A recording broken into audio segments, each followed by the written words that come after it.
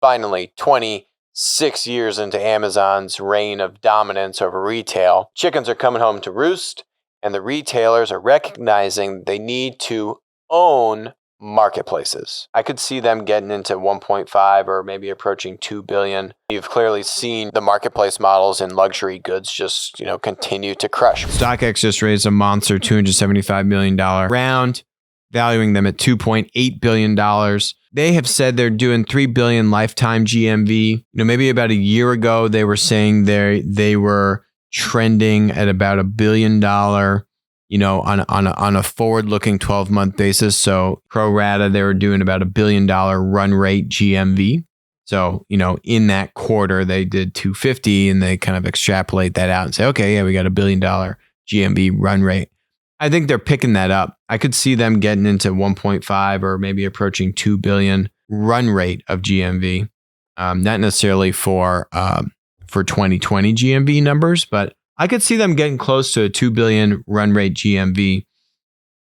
You see, and if you think about the numbers here, they said Q3, they've got $100 million in quarterly GAAP revenue. So if you got $500 million in GMV and you have a 20% take rate, there's $100 million in revenue. Otherwise, they would need to be taking closer to a 25 or 30% take rate, which is a little high. And they get fees from both the seller and the buyer. I would probably peg them around 20%. If you look at the articles, it says 10 to 15. It goes down as you sell more stuff. But then they also get some from the buyer. So if they're at 15%, that means they got to be doing actually north of a $2 billion run rate GMV. They got to be doing closer to $600 million in GMV for that quarter if they're backing out $100 million in revenue. They could also be classifying, the shipping as revenue and so some other stuff. But I think they're maybe $400 to $500 million in GMV. Again, I'm not using second measure to track their credit card purchases, and that you could go a lot deeper into that. But they're doing very well.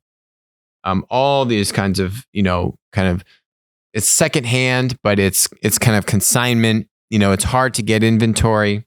That's really where StockX is focusing it. And they're just doing very strong despite, just all the other hardships going on. Big opportunity, I think, to buy this, right? We saw Richemont, which owns a bunch of luxury brands, take a material stake in Farfetch after really owning Yoox Net-a-Porter. Richemont's chairman, penned a very interesting article that we covered on the show just about the kind of that he's seen it for years, the shift to digital and luxury retail. And, he was a little bit slow to catch on to the marketplace thing, but hey, he got there eventually. He, in my opinion, should own Farfetch as opposed to being a strategic investor. But hey, and owning Yoox, we've always kind of been pro Farfetch.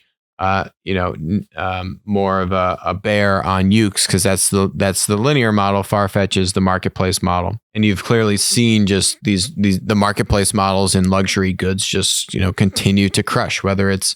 Whether it's luxury kind of goods, Farfetch, whether it's kind of sneakers and other kind of these boutique items with StockX and GOAT, whether it's watches, we're seeing watches take off with watch marketplaces. Lots of interesting activity in this space, and I think.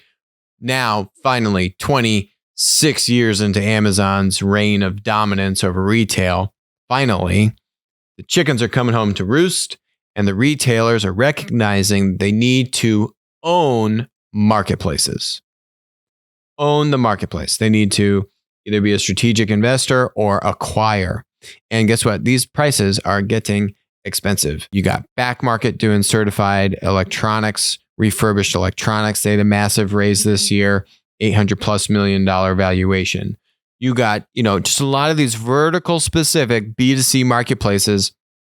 I think over the next 2 years, you start to see retailers making selective either investments or acquisitions with these vertical specific marketplaces.